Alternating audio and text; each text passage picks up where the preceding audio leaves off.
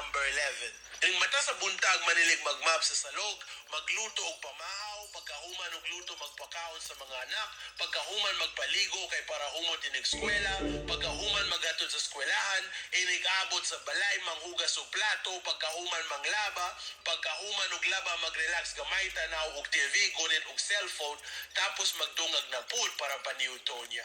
Pagkahuman magsundo na pud sa anak nga tuwa sa eskwelahan, pag-abot sa balay magpakaw na pud para paniudto.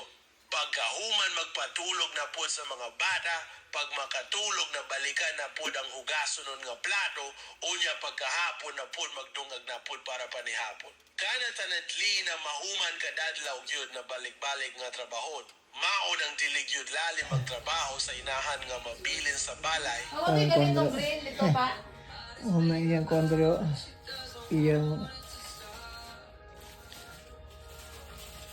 Sa tawag niyo dre? Photo room. Yung mga kondro na yung ligyo.